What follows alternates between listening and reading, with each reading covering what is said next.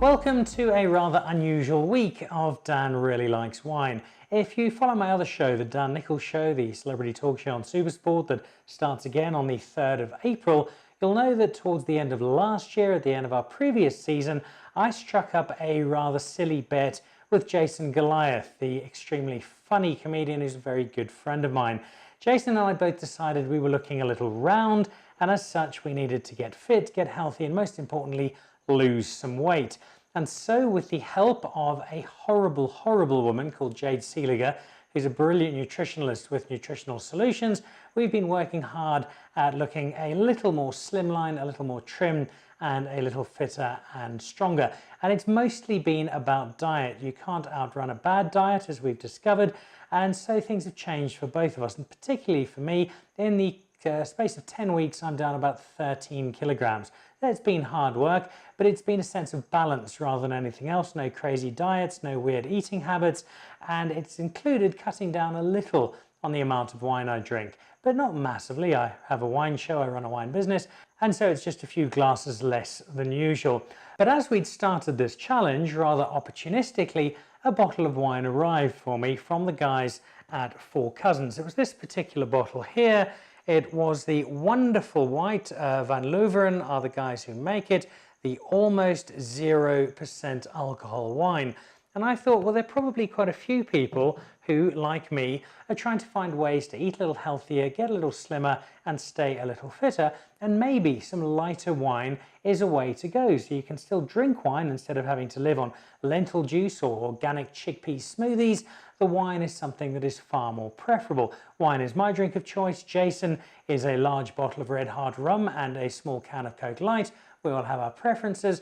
I'm a wine man, and so I thought, kickstarted by this almost zero from Van Loveren, I'd try it and then a few others. So I wandered into my local Pick and Pay, looked for some wine that was either alcohol free or low on alcohol to see whether or not it's drinkable, whether I like it, and whether it can add to this Dan versus Jason challenge in terms of my new diet.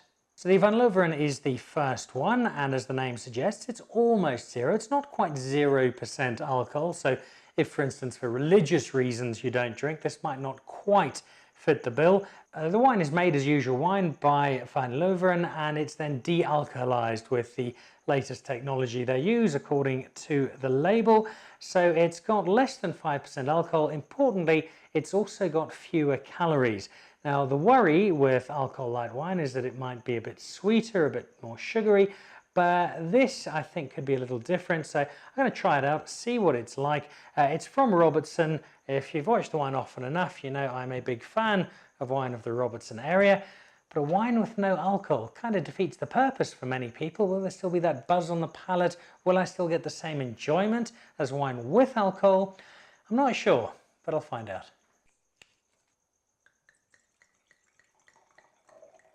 This is probably as interested in a glass of wine as I've been for a very long time, which is not to knock the other fabulous wines I've had, but this is something I've never tasted before. I've never had a glass of non-alcoholic wine, and given that it's wine that's been de-alcoholized, I've got no idea what the end result is going to be. I don't fully understand the process. It's people in white coats who are far brighter than I am about this sort of thing.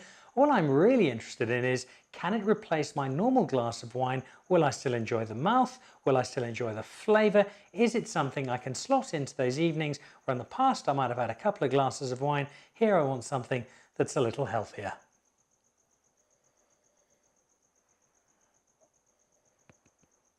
So the nose does say wine. Some apples on that, but yeah, definitely a wine aroma to it, slightly floral. So far so good.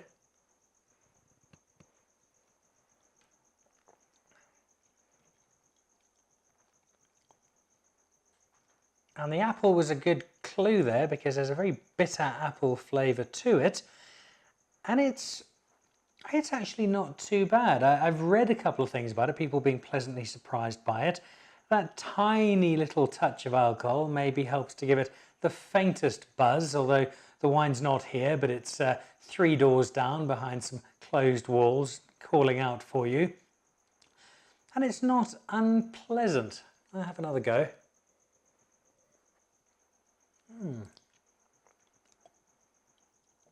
So it's very sharp. There's a definite tartness to it.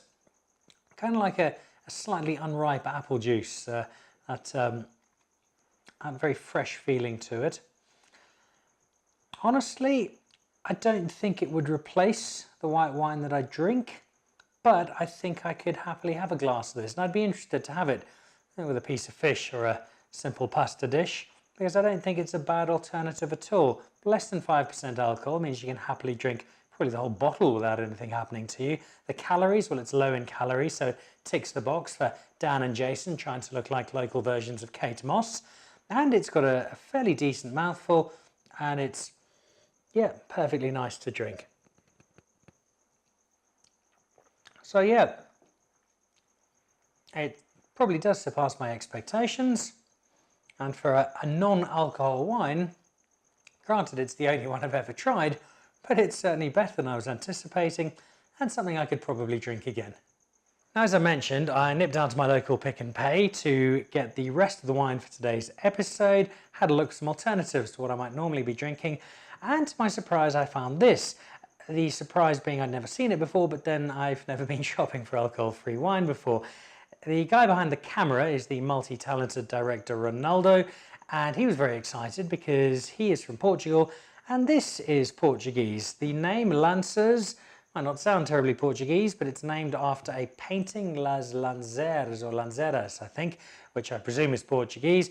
It's the Fonseca company. They've been very successful for about 75 years now, and this is a wine they've produced, and I believe they've done pretty well with around the world. Now, it says there, alcohol-free.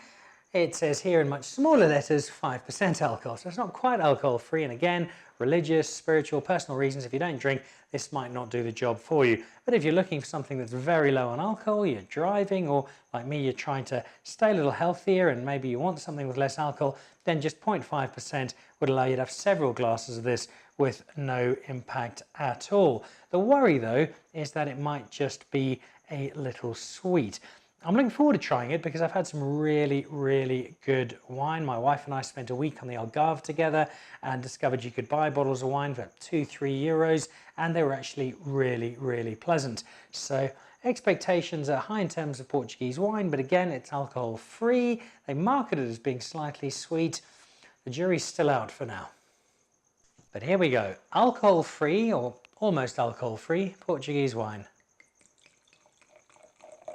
So there's something I suspected. I wasn't sure of it until I poured it, but it is sparkling and effervescent. So what I've got here then is an almost alcohol-free, fairly darkly coloured Portuguese sparkling wine. It's not a champagne, it's not a Cup Classique, it is whatever the entry-level Portuguese equivalent is. And it's round 2 of drinking wine that's theoretically better for you.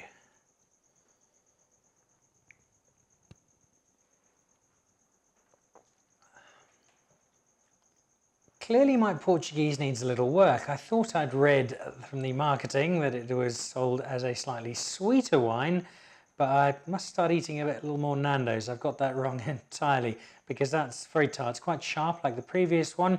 A combination of appetizer and grapetizer, for want of a more immediate point of reference. It's got the apples of the previous wine plus the grapes that it's made from, so an unsurprising combination, a kind of unripe fruit feel to it.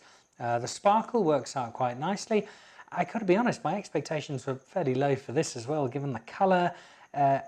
It's not something I would immediately describe as a wine if I was blind tasting it. It's possibly more ciderish than wineish, but it's sold as wine and it's made from grapes, so I suppose it qualifies.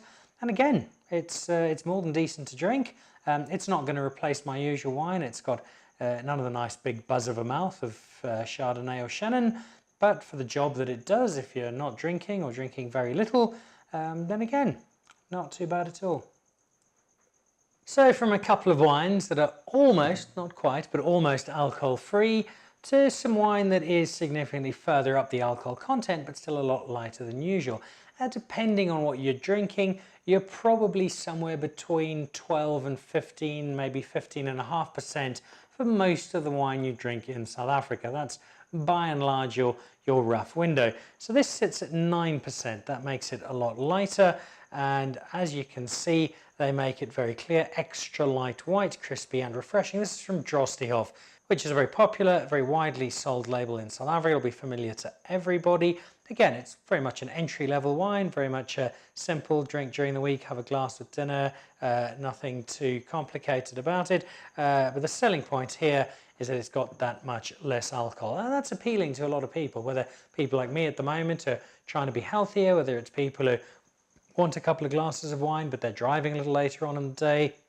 I still would have more than one glass, even if it is down to 9%, but you get the understanding. It's people who just want to have a little bit more moderation in terms of what they are drinking. So again, pick this up off the shelves. It's a wine I've never had before itself. I've had plenty of Drostdy Hof over the years, but this one I haven't tried, and the contrast I'm looking for is where it sits between the wine we've already had and the wine I would normally have. Do I notice that there's less alcohol, and do I enjoy it as a wine? And that's really what all wine comes down to. If you enjoy it, brilliant, drink it. If you don't enjoy it, well, don't drink it. For you, it's not a good wine. Fairly simple. So, is this a good wine for me? At 9%, I'm happy enough. Screw cap makes it nice and easy to get into. It's been chilled in the Dan Really Likes Wine cellar, which is a high security building, not because of thieves, but because my wife tends to break in and steal all of my best wine when I'm away. Very, very fruity, already picking up a lot more than on the previous ones. This has got a nice tropical flourish to it. Although again, that could be partly because of the contrast to the last two. There we go, very light colour, no surprise. Whoa. They certainly weren't wrong when they said it was crisp. That is a bone-dry white wine. It's got quite a narrow palate to it, and it's just not as much of a mouthful, and maybe that is the lesser degree of alcohol. Maybe I'm just not getting quite as much of a buzz, quite as much of a feel, because it's down to just that 9%. You can feel it's definitely lighter, not just in terms of alcohol, but on the palate as well. But for me, it just loses a little bit of character as a result, which is maybe not entirely surprising. It's wine made for a particular reason in a particular style. And I think for me, given the option, I'd probably stick to my normal glass or two of the regular alcohol content and maybe just go for a run the next morning. And then to the last of them. Now, the three whites have all been particularly sharp. There's been no sweetness to them at all. Kind of like Mrs. Nicol, the one year I forgot her wedding anniversary, no sweetness whatsoever. It's a very good way to learn that lesson. This, though, is going to be sweet, and it's generally the issue with red wine. If it's going to be lower in alcohol, it's going to be higher on the sweetness factor, and they don't beat around the bush. It is the Chapel Sweet Red from the Robertson Winery. The wine in Robertson, I think, has come on leaps and bounds the last few years. There was a while when you just saw Robertson as co-op wine, as a little further down the ladder wine that was made in large volumes without maybe the finesse or subtlety that you might have wanted in some wine. But you look at people, guys like Springfield are making such terrific wine. There are all manner of great bubbles coming through. People like Bon Courage, Velterfreden, just across the board, some really, really nice wine. But this, I think, speaks to that earlier image of Robertson. A Chapel Sweet Red. It's not an expensive wine. This was 30 odd rand, I think, if memory serves. So it didn't cost a huge amount of money, but it's a wine that I don't think is going to suit me because I'm not somebody who likes sweet red wine.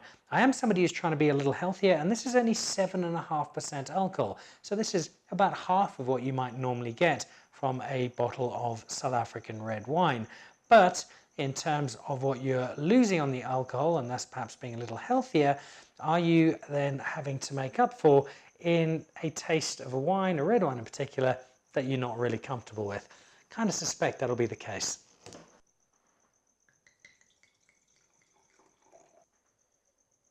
Now the nose doesn't really suggest it's massively sweet, but then all you need to do is look back at the label and they're just making it very clear indeed. And I suspect that's so people don't buy it by mistake and get a red wine that they're really not anticipating. So nose more subdued than the sugar factory that the label suggests this might be.